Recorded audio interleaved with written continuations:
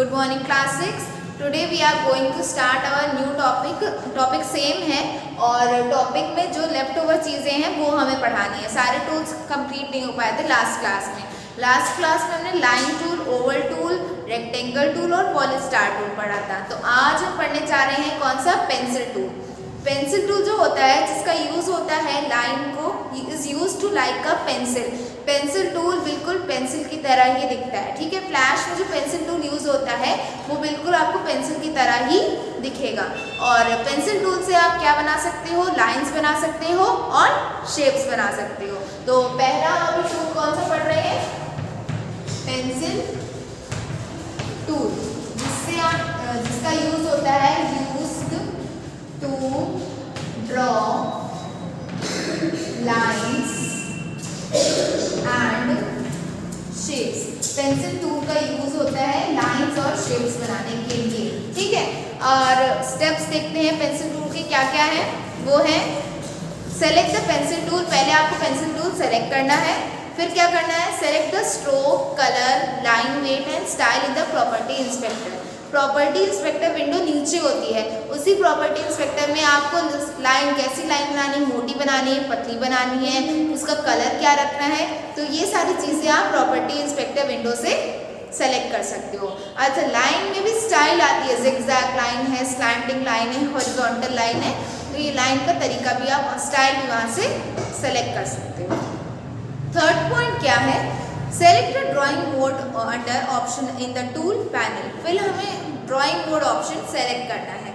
उस drawing mode option में आप लाइन की स्ट्रेटन मतलब कि वो लाइन सीधी जा रही है, टेढ़ी जा रही है, इसका एडजस्टमेंट भी आप कर सकते हो. ठीक है. सेकेंड क्या है, select smooth to draw smooth curve lines. Curve lines बनाने के लिए आप क्या चूज करोगे, स्मूथ को चूज करोगे. स्मूथ से आपकी जितनी भी लाइन्स होंगी वो क्या हो जाएंगी, कर्व्ड बनेंगी. इसके बाद है select ink to draw free hand lines with no modification applied. इसके बाद आप इंक को यूज़ करोगे जिससे आप क्या, फ्री हैंड मतलब किसी भी तरीके की लाइन बना सकते हो बिना किसी मॉडिफिकेशन मतलब उसमें चेंजेस लाए बिना, उसको एडिटिंग किए बिना. ठीक है. इसके बाद फोर्थ स्टेप हमारा है click on the stage option and drag to draw the pencil tool. फिर स्टेज जो ऑप्शन होता है वहाँ पे आप क्लिक करोगे और अपनी ड्राइंग पेंसिल से बनाना स्टार्ट करोगे. तो पेंसिल टूल हो गया. पेंसिल टूल के बाद में देखो नॉट टू मिस पे लिखा हुआ है, यूज शिफ्ट की while dragging to keep lines to vertical और horizontal direction. शिफ्ट की को दबा के आप लाइन को वर्टिकल भी ला सकते हो और हॉरिजॉन्टल भी बना सकते हो. ठीक है, आगे देखते हैं ब्रश टूल. ब्रश टूल क्या होता है, ब्रश टूल का मतलब क्या होता है, ब्रश टूल होता क्या, उसका क्या यूज है. Brush tool draw and paint brush like stroke. जैसे ब्रश पेंटिंग करते हैं, जैसे उसमें लाइंस बन जाती हैं, स्ट्रोक्स बन जाते हैं, तो ब्रश टूल का काम होता है ड्रॉ करना, ठीक है, और पेंट करना, ब्रश लाइक स्ट्रोक्स.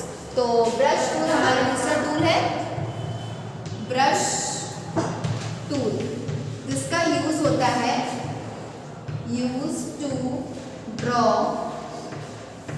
ठीक है, use to draw and paint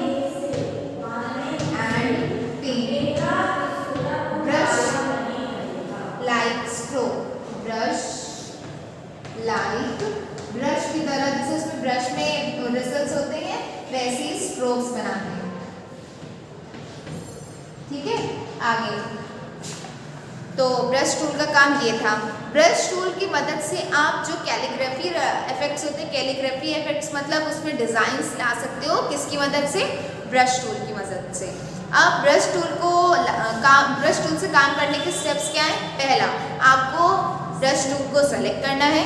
दूसरा, select fill colour in the property inspector. फिर प्रॉपर्टी इंस्पेक्टर विंडो होगी, वहाँ से आपको कलर चूज करना है. फिल कलर मतलब वहाँ से आप फिल कलर, वो बकेट वाला होता है ऑप्शन, उसको चूज करना है और पर्टिकुलर एक कलर सेलेक्ट करना है. Third, click on the brush mode modifier and select painting mode. Modifier, brush mode modifier का मतलब कि आपको किस तरीके का ब्रश चाहिए, मोटा ब्रश चाहिए, पतला ब्रश चाहिए या कैसा ब्रश चाहिए, वो आप वहाँ जाके मॉडिफायर में सेलेक्ट करोगे. अच्छा, इसके देखो ऑप्शन है मॉडिफायर वाले. पहला क्या नॉर्मल। पेंट नॉर्मल का मतलब होता है it paints over any area on the stage including strokes and other fills. मतलब पेंट एरिया, जैसे ये ड्राइंग बनाई है, इसके पूरे एरिया में क्या करना है, कलर करना है। तो ये किसका काम होता है, पेंट नॉर्मल का काम। दूसरा काम है paint fills. It fills empty area and existing fills but not strokes. Paint fills का काम होता है जो अंदर किसी की जगह होती है उसको पेंट करना, मतलब कोई भी कलर इसके बाहर नहीं जाएगा। इसके बाद क्या कहा है, paint behind. It only paints around empty areas on the stage without affecting the existing lines and fills. Paint behind में जैसे ये पिक्चर बनी है, उसके पास का जितना भी एरिया होता है उसमें क्या करना होता है, कलर। तो ये पेंट बिहाइंड का काम होता है। ठीक, तो ब्रश टूल समझ में आ गया। उसके पीछे भी और पॉइंट्स है। Paint selection. पेंट सिलेक्शन का मतलब होता है it paints only inside the selected area. अब जैसे ये ड्राइंग बनाई है, इसके अंदर भी आपने कुछ छोटा छोटा और भी ड्राइंग ढेर सारी बना रखी है। तो जैसे आपने ये एरिया सेलेक्ट किया है, तो इस एरिया में जो कलर फिल करोगे वो किसकी मदद से करोगे, पेंट सिलेक्शन की मदद से। ठीक है, फिर क्या है, paint inside. It allows you to begin a brush stroke inside a selected area and thereafter paint only within the area. अच्छा, पेंट इनसाइड का मतलब होता है जैसे ये ड्राइंग बनी है, इसके आसपास के जगहों में पेंट करना विद ब्रश, इसे ही कहते हैं पेंट इनसाइड। ठीक है, तो ये था हमारा ब्रश टूल का काम। अगला टूल हम पढ़ने जा रहे हैं paint bucket tool. Paint bucket tool होता क्या है वो समझते हैं। The paint bucket tool allows you to fill enclosed areas with colors. Paint bucket का काम होता है कि वो जो जगह होती है, जो कलर बॉक्स होता है, जैसे ये बॉक्स है, इसके अंदर कलर भरना है, तो ये किसकी मदद से भरेंगे, पेंट बकेट की मदद से। ठीक है, और इसका it is also use to fill empty areas. Empty areas मतलब खाली जगह पे कलर करने को कहते हैं, यूज जो करते हैं उसको कहते हैं पेंट बकेट टूल। ऑप्शंस क्या क्या है, स्टेप्स क्या क्या है पेंट बकेट टूल को यूज़ करने के। पहला, आपको पेंट ब्रश सेलेक्ट करना है। आपकी जो फ्लैश विंडो होगी उसके जस्ट बगल में अपना टूल पैलेट था, उस टूल पैलेट में ही आपको पेंट बकेट टूल भी मिलेगा। सेकेंड ऑप्शन है select fill colour in the property inspector. इसके बाद जस्ट नीचे प्रॉपर्टी इंस्पेक्टर विंडो बन के आती है, वहाँ से आप पर्टिकुलर कलर को सेलेक्ट कर सकते हो। इसके बाद आता है third, click the gap size modifier, closer the gap size to be enclose. Gap size modifier का मतलब होता है कोई भी पिक्चर और दो पिक्चर्स के बीच का जो गैपिंग होता है वो मॉडिफाई करना। मीन्स जैसे आपने एक पिक्चर ये बनाई है और एक पिक्चर ये बनाई है, इन दो पिक्चर के बीच के गैप को मॉडिफाई करने को कहते हैं गैप साइज मॉडिफायर। ठीक, फोर्थ पॉइंट क्या है हमारा, click inside the shape to be colour. फिर उस जगह को क्लिक करो जहाँ पे आपको कलर फिल करना है।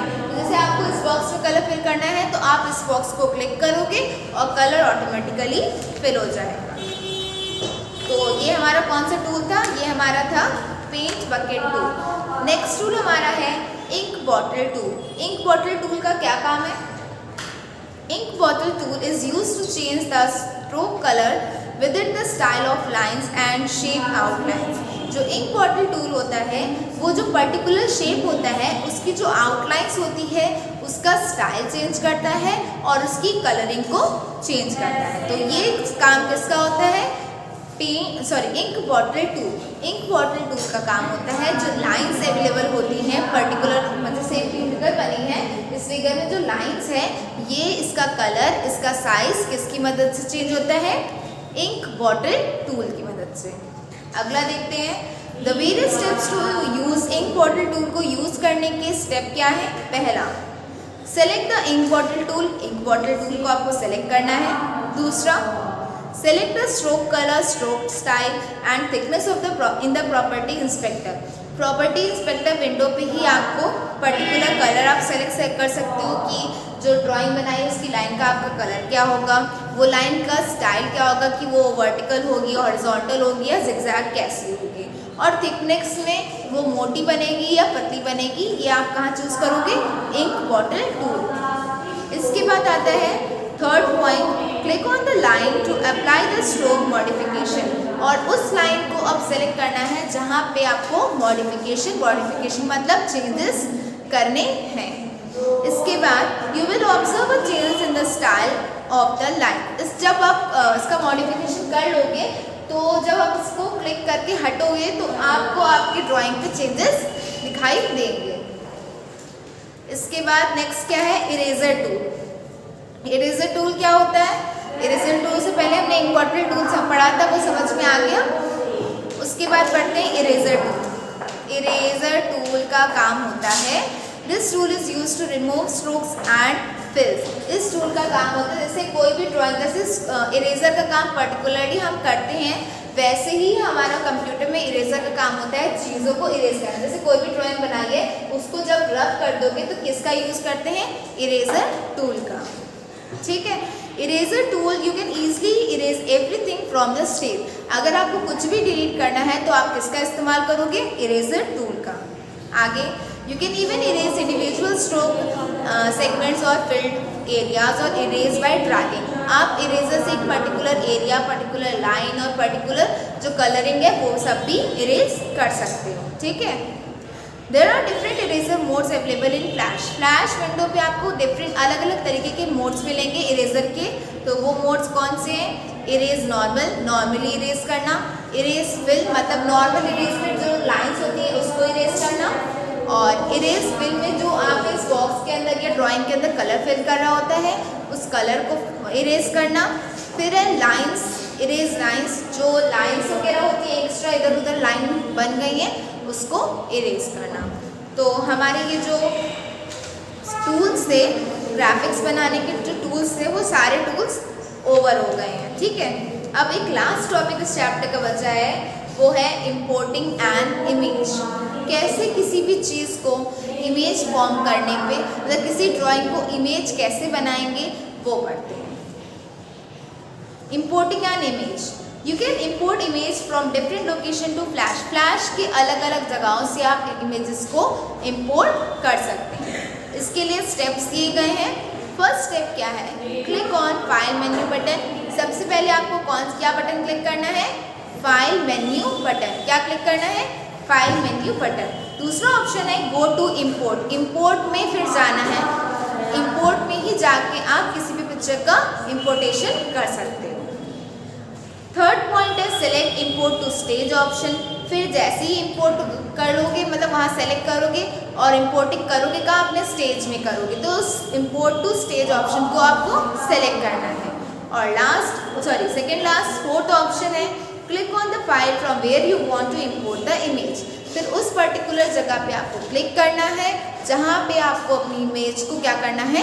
इम्पोर्ट करना, मतलब ड्राइंग को पिक्चर में, इमेज में कन्वर्ट करना है। और लास्ट पॉइंट है हमारा double click on the file to import the image on the flash stage. अब इसके बाद उस इम्पोर्ट इमेज को आप क्या करोगे? डबल क्लिक करोगे और कहाँ पे है ये मिलेगा आपको? फ्लैश के स्टेज में। एक इम्पॉर्टेंट पॉइंट है, you can also import BMP and JPG images to flash. कोई भी पर्टिकुलर इमेज को आप JPG फॉर्म में भी कन्वर्ट कर सकते हो। तो हमारा ये वाला chapter introduction to flash CS3 over हो चुका है और नेक्स्ट क्लास में क्वेश्चन आंसर्स डिस्कस करेंगे और चैप्टर का रिकॉल करेंगे। तो आज के लिए इतना ही। Thank you class.